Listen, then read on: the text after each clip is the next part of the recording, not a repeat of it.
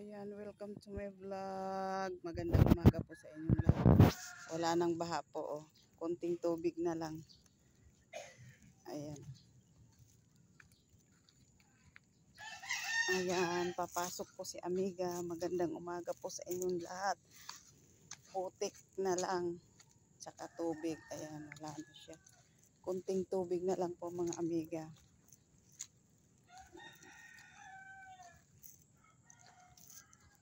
Ganon kadali ang baha pag nag-uulan, mabilis. Mabilis po siya. Ayan, oh. Diba ang lalim nito nung isang araw, nung nakarang araw. Ngayon wala na po siya. Ayan. Mabilis po bumaha talaga dito. Mabilis bumaha, madaling mawala. Ayan po ang aming ang tinitira ni Amiga sa Puluono, sa Taguig. Yan. Madaling bumaha pero mabilis namang mawala. Yan. Ayan, dito pa rin nakaparada ang mga sasakyan. Ayan. Ayan yung mga motor. Pero dito, sa aking dadaanan, putik. Ayan. Ayan, ganun lang po talaga mga Amiga. Nasanay na po kami dito talaga. Ilang taon na ako dito. Dito na, sa 6 kong anak, dito na.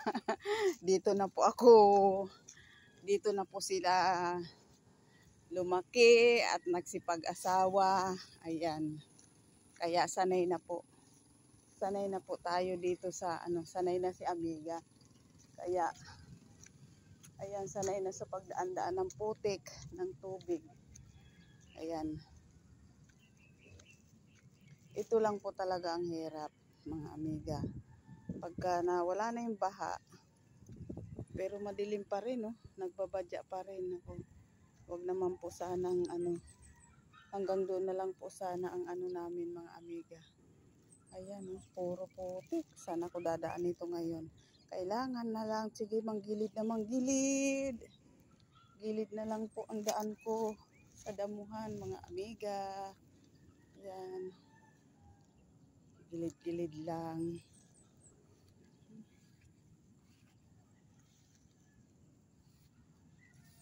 Damo-damo.